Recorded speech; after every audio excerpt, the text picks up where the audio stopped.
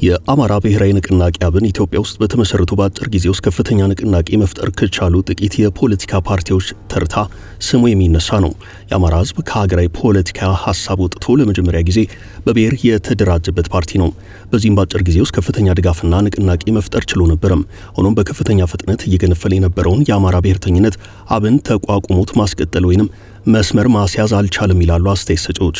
በዚህ ምክንያት በፍጥነት ያደገው የአማራ ብሔርተኝነት በፍጥነት ወደ ግጭት አምርቶ ውጊያ ከተቀሰቀሰ 2 ዓመት ሊሞላው ነው። አንዳንድ አስተያየት ሰጪዎች ለአማራ ክልሉ ጦርነት ተጠያቂ ከሚያደርጓቸው አካላት መካከል አብንን አብረው ይጠቅሳሉ።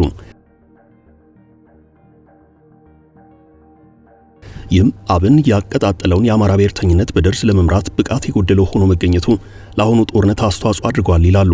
የአማራ ክልል ጦርነት ከተቀሰቀሰ በኋላ አብን ስሙ ተሰውሮ ቆይቷል። ከዚህ ቀደም በተደጋጋሚ መግለጫዎችን በማውጣት ይታወቅ የነበረው አብን ምንም ቢፈጠር ዝምታን መርጧል። አንዳንዶች ፓርቲው የለም እስከ ማለት ደርሰዋል። የራሱ የአብን ከፍተኛ አመራሮች ጭምር ፓርቲው ከፍተኛ ችግር ውስጥ እንዳለና የህልውና አደጋ ጭምር እንደተጋረጠበት ሲናገሩ ነበርም። አብን ከሰሞኑ ጉባኤ አድርጎ አነጋጋሪ ሹመት አጽድቋል። አብንን በማስተዋወቅም ሆነ በፓርላማ ውስጥ የተቃውሞ ድምጾችን በማሰማት የሚታወቁት እነ ዶክተር ደሳለኝ ጫኔ፣ እስር ቤት የሚገኙት እነ ክርስቲያን ታደለ አይነት ፖለቲከኞች በአዲሱ የአብን አመራር ውስጥ ስማቸው አለመታየቱ ደግሞ ብዙዎችን ያነጋገረ ክስተት ነው። ከአብን ውስጥ አዲስ ፓርቲ ይወለድ ይሆን? ከአብን የወጡት አዲስ ፓርቲ ለማቋቋም ቀደም ብለው እንቅስቃሴ ስለመጀመራቸው የወጡ መረጃዎች ምን ያመላክታሉ?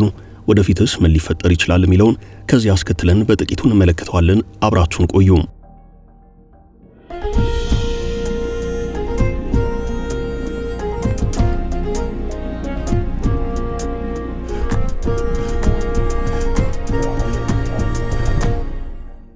አብን ሲመሰረት ጠንካራ ፓርቲ ሆኖ ነበር የወጣው። በተደጋጋሚ ውይይቶችን የሚያካሄድ ሹምሽሮችን ያለ ችግር የሚፈጽም ነበርም። ለሌሎች ምሳሌ መሆን ይገባዋል የሚባልለት ፓርቲ ነው።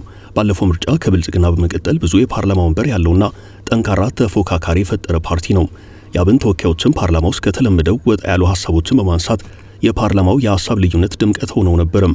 ከምርጫው በኋላና በአማራ ክልል ጦርነት ከተቀሰቀሰ በኋላ ግን አብን በውስጡ ልዩነት እንደተፈጠረ በግልጽ ታይቷል። ልዩነቱ የሚጀምረው እነ ዶክተር ደሳለኝ ጫኔን በነ ዶክተር በለጠ ሞላ ለመለወጥ ከተደረገው ምርጫ አንስቶ ነው። ዶክተር ደሳለኝ ጫኔ ከአብን ሊቀመንበርነታቸው ከወረዱ በኋላ በፓርቲ ውስጥ የተወሰኑ ልዩነቶች ነበሩ። እነዚህ ልዩነቶች ከምርጫው በኋላና በተለይም ጥቂት አብን አመራሮች ብልጽግና አብረን እንስራ በሚል እቅድ በመንግስቱ ስልጣን መያዛቸው ፓርቲ ውስጥ ልዩነት እንዲሰፋ ምክንያት ሆኗል። ዶክተር በለጠ ሞላ የኢኖቬሽንና ቴክኖሎጂ ሚኒስትር ሲሆኑ ጋሻው መርሻ የሶፍ ኢብራሂምና ጣሂር መሐመድን ጨምሮ በመንግስት ውስጥ ስልጣን መያዛቸው በፓርቲ ውስጥና በደጋፊው ዘንድ ስንጥቃት እንደፈጠረ ይነገራል። ይህ ነገር ሄዶ በፓርቲ ውስጥ የማይታረቅ መከፋፈል እንደፈጠረ የተረጋገጠ ነው። የአማራ ክልሉ ጦርነት ከተቀሰቀሰ በኋላ አብዛኛው የአብን መዋቅር ወደ ፋኖ ኃይላት እንደገባ የሚናገሩ አሉ። አሁን በአብዛኛው አማራ ክልል አብን ጽህፈት ቤቶቹ ወይንም መዋቅሮቹ በትክክል ይኖራሉ ተብሎ አይታሰብም። ምክንያቱ ደግሞ በአሁኑ ሰዓት በአማራ ክልል ጉልህ እንቅስቃሴ እያደረጉ ያሉት በመሳሪያ የታገዘ የትጥቅ ትግል እያካሄዱ ያሉት የፋኖ ኃይላት ናቸው። በፋኖ ኃይላት ውስጥ የሚገኙ በርካቶች በአብን የፖለቲካ እንቅስቃሴ ስር የነበሩ ናቸው። ምክንያቱም አብንና የፋኖ ኃይላት ዓላማ ተመሳሳይ ስለነበረ ነው።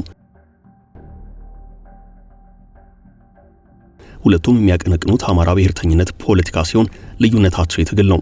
አብን በሰላማዊ መንገድ የሚታገል የፖለቲካ ድርጅት ሆኖ የመጣ ሲሆን የፋኖ ኃይላት ደግሞ የጠብ መንጃ ትግልን መርጠው በኃይል የሚታገሉ ሆነዋል። የፋኖ ኃይላት እንቅስቃሴ በአብን ውስጥ ልዩነት ፈጥሯል ተብሎ ይታመናል።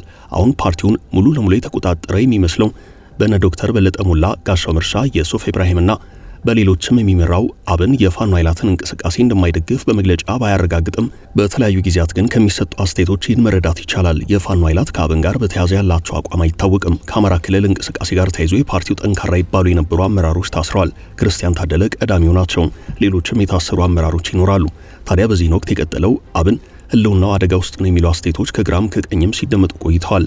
ጠቅላላ ጉባኤውን አሟልቶ አልተገኘምና መሰል ወቀሳዎች ሲቀርቡበት ነበርም። ሆኖም ከሰሞኑ አብን በ3ኛ መደበኛ ጉባኤው ዶክተር በለጠ ሞላን የፓርቲው ሊቀመንበር፣ አቶ መልካሙ ጸጋይን ምክትል ሊቀመንበር አድርጎ ሰይሟል። አቶ ዳምጠው ተሰማን የፖለቲካ ጉዳይ፣ አቶ የሶፍ ኢብራሂም ህግ ጉዳዮች፣ አቶ ጋሻው መርሻ ህዝብ ግንኙነት፣ ሌሎችም ሹመቶች ተሰጥተዋል።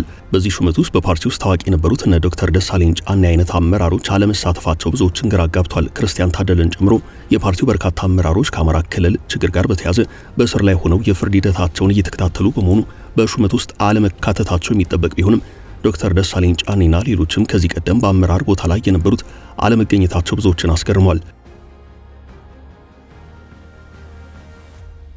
ምናልባት ቀደም ብሎ ከመንግስት ጋር በተፈጠረው ግንኙነት ደስተኛ ያልሆነው የአብን ክፍል ከአመራርነቱ ሙሉ ለሙሉ የለቀቀ ይመስላል። ይህ ምናልባትም በቀጣዩ ምርጫ ለመሳተፍ በአዲስ ፓርቲ ሊመጡ ይችላሉ የሚሉ አሉ። ይህ የተባለው ዝም ብሎ አይደለም። ጉዳዩ ቆየት ያለና ልዩነቱ እየሰፋ ሲመጣ የተያዘ አማራጭ ሐሳብ ስለመሆኑ ከተለያዩ ምንጮች ይሰማል። በአብንን ወክለው የህዝብ ተወካዮች ምክር ቤት አባል መሆን የቻሉት አቶ አበባው ደሳለው ከአንድ ዓመት በፊት ከሪፖርተር ጋር ባድርጉት ቆይታ በአመራሮቹ ምክንያት ፓርቲው የህልውና አደጋ ላይ ይገኛል ብለዋል። በዚህም ከነ ዶክተር በለጠ ሞላ በሐሳብ የተለዩት የአብን ፓርቲ አባላት አዲስ ፓርቲ ለማቋቋም እያሰቡ ስለመሆናቸው አቶ አበባው ተናግረው ነበረም። አቶ አበባው ደሳለው ሌላ ፓርቲ ማቋቋም ይሻላል የሚለውን በማሰብ ህጉ ምን ይላል የሚለውን እያየን ነው ያሉት። በተለይ በአብን ተወዳድረህ ገብተህ ሌላ ፓርቲ ማቋቋም ይቻላል አይቻልም የሚለው በህገ መንግስቱ ምንም አልተገለጸም። ነገር ግን የህግ ሰዎችን ስናማከር ከልካይ ሁናቴ እንደሌለ ነው የተረዳ ነው ማለት አዲስ ፓርቲ ለማቋቋም ማሰባቸውን ተናግረው ነበረም። ሌላ ፓርቲ የማቋቋም ሐሳብ አለን ያሉት አብን ከፍተኛ አመራሩ ፓርቲውን እንደገና ለማቋቋም ተስፋ አለ ወይ ሲባል ደግሞ ያለው ሁናቴ በጣም አስቸጋሪ ነው። ምክንያቱም የፓርቲው ስምና ዝና ጠፍቷል። በወሳኝ ጊዜያት አልተገኘም፣ ለህዝብ አልደረሰም። በአሁኑ ሰዓት ህዝቡ ፓርቲው ለውጥ ይመጣል ብሎ አያስብም። በእርግጥ ሰላማዊ ትግል ያለ ፓርቲ ከባድ ነው። ስለዚህ ውይይት የሚፈልግ ጉዳይ ነው የሚመስለኝ። አሁን ካለው ሁናቴ አንጻር ስረዳው ይህ ፓርቲ ከስሞ አዳዲስ ፓርቲዎች ይፈጠራሉ የሚል ነገር ነው የሚሰማኝ ሲሉ በወቅቱ ተናግረዋል። በአመራሮቻችን የተነሳ የፓርቲያችን ህልውና ጥያቄ ውስጥ ገብቷል ያሉት አቶ አበባው በዚህም ፓርቲው አለ ለማለት ይከብዳል ብለው ነበርም። አብዛኞቹ የፓርቲው አባላት ሌላ ፓርቲ የማቋቋም ሂደት ላይ ይገኛሉ። ከፓርቲ የሥራ አስፈጻሚ አባላት ጥቂት የሚባሉት ከገዢው ፓርቲ ጋር በአስፈጻሚነት ተሹመው የሚሰሩ ናቸው። እኛም የምናደርገው ቸግሮን ነው ያለነው ሲሉ ነበር ለሪፖርተር የተናገሩት። አቶ አበባው አብን ውስጥ ያሉት አዲስ ፓርቲ ማቋቋም ፍላጎት እንዳላቸው ከመናገራቸው ከወራት ቀደም ብሎ ከአማራ ብሔራዊ ንቅናቄ አብን የለቀቁ አባላትን ያሰባሰበ የፖለቲካ ፓርቲ ሊመሰረት እንደሆነ ተነግሮ ነበርም። የዚህ ፓርቲ አደራጅ ኮሚቴው ሰብሳቢ የነበሩት አቶ አንተነህ ስለሺ እንደተናገሩት የአማራ ህዝብ ንስር ፓርቲ በሚል ስም የተደራጀው የአዲስ ፓርቲ ህዳር 13 ቀን 2016 ዓ.ም በአዲስ አበባ ራስ አምባ ሆቴል መስረታውን ይፋ ያደርጋል ብለው ነበርም። ሆኖም የፓርቲ ምን ደረጃ ላይ እንዳለ በግልጽ የሚታወቅ ነገር የለም። የአሁኑ የአብን ሹመት የፓርቲው መስራቾች ጭምር አለመካተታቸው ምናልባትም የአዲስ ፓርቲ ሐሳብ እውን ሊሆን እንደሚችል ጠቋሚ ነው። በአዲሱ አብን አመራር ውስጥ ያልተሳተፉት ፓርቲው ከልክሏቸው ወይንም በራሳቸው ፍቃድ ስለመሆኑ አይታወቅም። አብን መጀመሪያ የነበረው ድጋፍ አሁን አለ ተብሎ አይጠበቅም። ይህ በብዙ ምክንያት ይገለጻል። የፓርቲው ከፍተኛ አመራር የነበሩት አቶ አበባው ደሳለው የህዝብ ድጋፍ ሊቀንስ የቻለበት ምክንያት ምን እንደሆነ እንዲህ ይጠቅሱታል። ፓርቲው በታሰሩ አባላቱ ብቻ ሳይሆን የንጹሃን ግድያና መሰል በርካታ ሀገራዊ ጉዳዮች ሲፈጠሩ የአቋም መግለጫ ማውጣት ነበረበት የሚሉት አቶ አበባው ነገር ግን ምንም እንዳልተፈጠረ ዝም ማለቱ አግባብ እንዳይደለ ተናግረዋል። የነክርስቲያን ታደለ መታሰር በተመለከተ በዋነኝነት መከራከር የነበረበት ፓርቲው ነበርም። ነገር ግን አንድም ጊዜ ለመከራከር ወስኖ አያውቅም። የፓርቲው አመራሮች የፌዴራልና የክልል የካቢኔ አባል በመሆናቸው እዚያ ካቢኔ ውስጥ ወስነው እዚህ በፓርቲ ደረጃ መቃወም ይከብዳቸዋል ነበር ያሉት።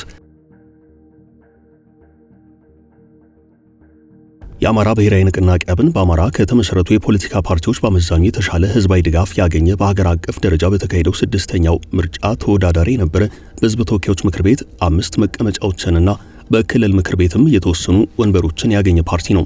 ይሁን እንጂ ከቅርብ ጊዜያት ወዲህ በፓርቲው በርካታ ጥያቄዎች የተነሱ ሲሆን የህልውና ጉዳይ አጠያቂ ስለመሆኑ ብዙዎች ይናገራሉ።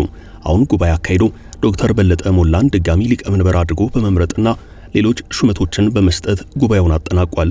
ወደፊት አብን ምን አይነት እንቅስቃሴ ያደርጋል ወይ ከፓርቲው አመራርነት የራቁትስ በአዲስ ፓርቲ ይመጡ ይሆን የሚለው ጉዳይ ብዙዎችን የሚያነጋግር ነው። አበቃን። መልካም ጊዜ ተመኘን።